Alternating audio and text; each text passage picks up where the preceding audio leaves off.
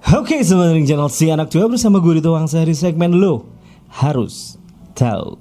Ngopi dulu cuy. And let's go guys. Lo harus tahu, masa nggak tahu? Alright guys, ketemu lagi sama gue. Stay safe di rumah aja ya pokoknya.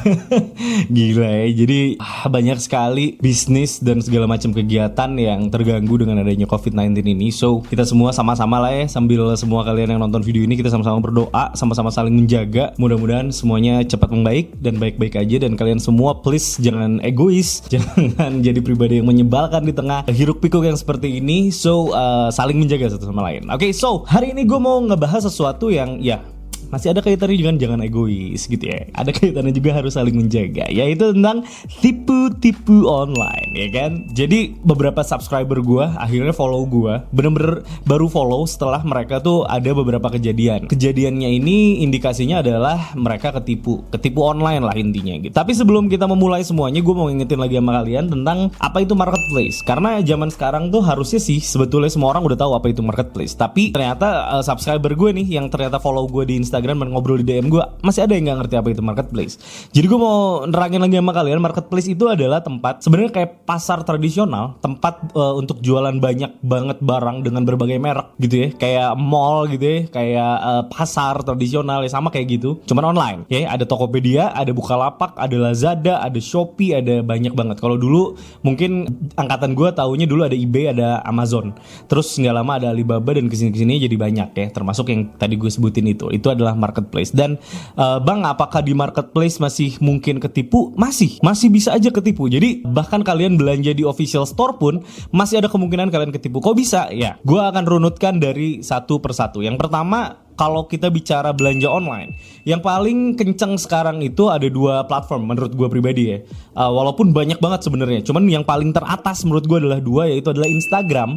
Yang pertama, yang kedua adalah Facebook. Jadi Instagram dan Facebook ini merupakan tempat kalian bisa menemukan forum, bisa menemukan toko gitu ya kalau di Instagram yang menjual barang-barang yang kalian butuhkan gitu. Yang di sini konteksnya adalah video game. Tapi ini berlaku kayaknya untuk semuanya gitu ya.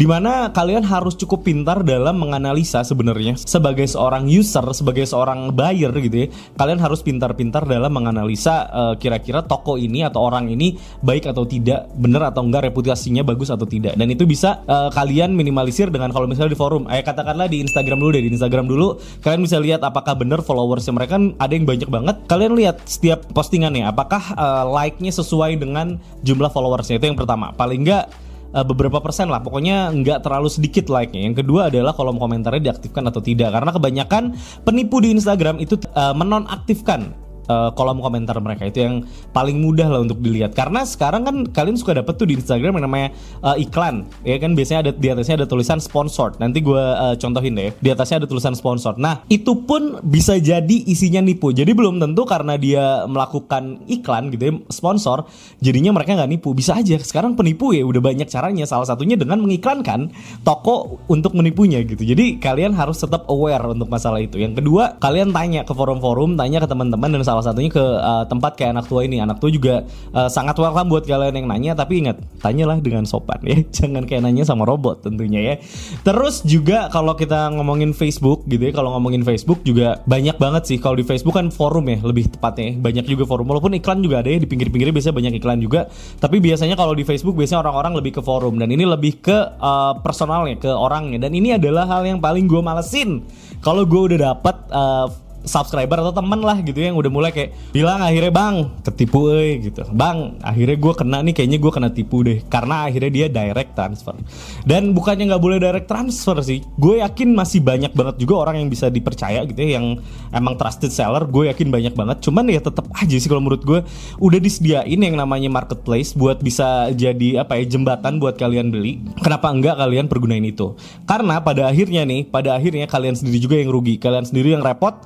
Dan itu biasanya didorong sama nafsu kalian, karena dapetin wah nih murah nih, ini harganya affordable nih, akhirnya kalian ke trigger untuk yaudah deh gue beli aja di direct deh, takut ke duluanin sama orang lain gitu kan. Jadi akhirnya itu yang men-trigger kalian untuk melakukan yang namanya direct transfer itu tadi. Tapi itu sangat amat gue rekomendasikan untuk tidak dilakukan yang namanya direct transfer. Jangan untuk saat ini ya, karena kita harus jaga-jaga yang namanya penipu itu bisa macam-macam. Yang tadinya dia trusted seller tiba-tiba nipu, bisa jadi gitu ya.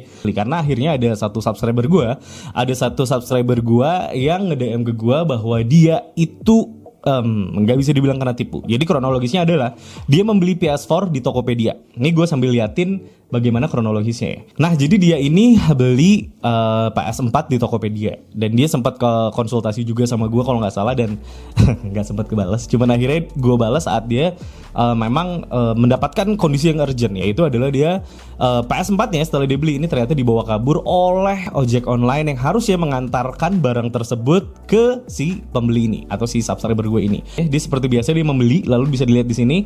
Nanti ini gue blur yang perlu di blur ya.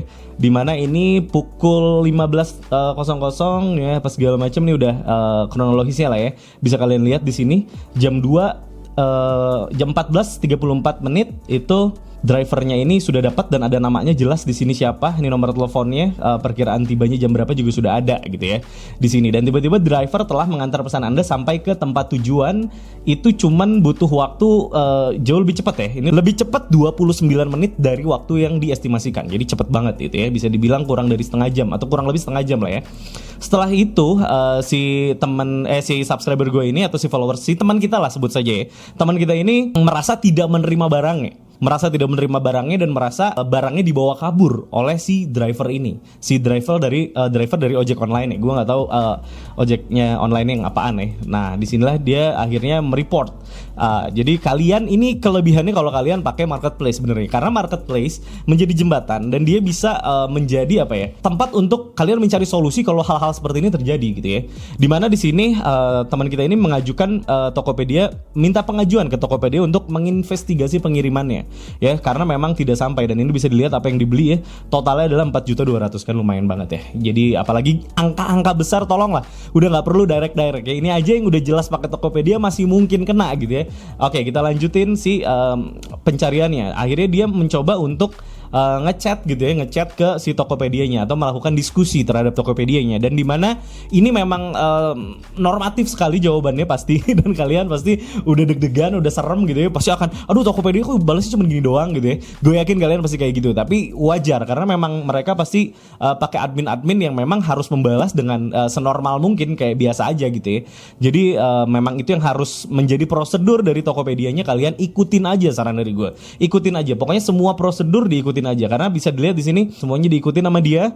Gue juga terus follow up kayak gimana si perkembangannya gitu ya, sampai akhirnya di sini dia kasih lihat kronologisnya lebih jelas, di mana pemesanan itu di jam 12:30 siang 12.26, lalu pengemudi ditugaskan di 12.27, 1 menit kemudian pengambilan juga langsung. Dan ini kesalahan yang cukup fatal, di mana tidak difoto juga saat pengambilannya, dan jadi orangnya kita nggak tahu benar-benar orang yang ngambil ini yang mana gitu ya. Karena kan ojek online zaman sekarang, sorry ya, cuman gue pernah menemukan beberapa kali emang driver atau misalnya motor atau mobilnya ini tidak sesuai dengan apa yang didaftarkan gitu ya. Jadi ini juga harus dilakukan oleh pihak penjual, dimana saat barang itu diserah terimakan itu kalau bisa difoto. Ini gue juga ngingetin buat kalian semua. Jadi kalau kalian semua beli barang secara online di Tokopedia atau dimanapun, pastikan kalian make sure, apalagi kalau barangnya lumayan mahal gitu ya, di atas udah berjuta-juta lah ya harganya, itu kalian make sure untuk foto si orang yang ngambilnya. Make sure, jadi kalau ada apa-apa itu gampang untuk ngeklaimnya. Nah akhirnya ini diambil dan pengambilannya selesai di jam 15.34, lalu pengiriman langsung jalan juga di waktu yang sama, dan tiba-tiba hanya 30 menit kemudian kurang lah ya pengiriman selesai. Dan disitulah mungkin pengirimannya tidak pernah selesai karena dia bawa kabur. Nah dan kasusnya menjadi agak sedikit lebih sulit karena memang tidak ada foto yang dilakukan oleh penjual saat barang tersebut diambil, sehingga ini akan menjadi satu batu ganjalan saat kalian mau klaim, karena agak lebih susah ngeklaimnya jadinya. Walaupun tetap dilakukan pelacakan oleh si Tokopedia, dilakukan semuanya, tapi memang di sini teman kita yang satu ini mungkin agak sedikit deg-degan juga gitu ya, agak mulai ngerasa kok nggak ada tanggapan nih, padahal memang Tokopedia ataupun pihak yang terkait akan bilang tunggu di waktu tertentu, biasanya kayak 1x24 jam, 2x24 jam, dan mereka baru setelah itu akan melakukan tindak lanjut lagi. Dan di sini mungkin dia agak nggak sabar, katanya sampai dia nge-DM CEO-nya gitu kan, CEO Tokopedia gitu kan. kan. Aduh, kan ya kecil kemungkinan untuk kalian di notice gitu ya. Walaupun pada akhirnya ini berakhir dengan cukup baik, akhirnya di refund. Dan di sini dikatakan bahwa udah balik bang duitnya, drivernya kata CS Gojek statusnya di ban dan jadi DPO, daftar pencarian orang gitu ya. Niat mau beliin ponakan jadi depending. Nah itu dia. Jadi lu bisa lihat gitu ya, walaupun udah pakai Tokopedia-nya pun gitu ya, itu masih mungkin dibawa kabur. Dan mungkin ini bukan kasus yang pertama kalinya, mungkin masih banyak lagi kasus di luar sana yang lebih heboh lagi, gue nggak ngerti. Yang pasti udah pakai yang paling secure aja kita masih mungkin kecolongan, apalagi kalian yang direct transfer. Jadi overall dari video ini gue cuman pengen ngingetin sama kalian kenapa ini masuk ke lo harus tahu, karena memang gue pengen ngasih tahu ke kalian bahwa jangan ada dari kalian yang coba-coba karena udah greget banget, takut direbut apa segala macam, akhirnya maksain direct transfer. Jadi mungkin ada teman-teman yang memang pengennya direct transfer gitu ya, terus pas lihat konten gue kayaknya kalian bakal kesel gitu ya. Cuman mudah-mudahan sih kalian bisa ngerti. Dan kalau kalian sudah memutuskan untuk direct transfer, pastiin itu ke orang yang tepat. Dan pastiin juga kalian udah tahu resikonya. Jadi kalian saat terkena, karena gue udah lihat beberapa kali orang yang kena masalah kayak gini, terus dia komplain gitu ya, terus dia coba mengadu di forum-forum, yang ada malah dibully gitu. Kenapa? Karena ya memang yang disalahkan adalah yang belinya juga. Kenapa lo nggak hati-hati gitu? Dan maksud gue memang zaman sekarang kayaknya udah nggak lucu kalau kalian harus tetap ketipu online. Kalau menurut gue ini sudah waktunya kalian lebih smart lagi, harus kalian bisa lihat lagi, menganalisa lebih dalam lagi, dan mengontrol lagi nafsu kalian sebelum kalian melakukan transaksi gitu. Apalagi kalian sampai udah titik udah mau transfer, itu jangan sampai kejadian. Oke, gitu aja dari gue di Tuangsa. Mudah-mudahan video ini bisa membantu kalian, bisa menjadi warning juga buat kalian. Silakan kalian subscribe channel ini kalau kalian suka dengan video-video yang gue bikin. Jangan lupa juga buat like, komen, dan yang paling penting adalah share, bagiin, karena video ini mungkin cukup penting ya, mungkin cukup penting buat kalian yang pengen menjaga teman-teman kalian juga jangan sampai kena tipu gitu ya.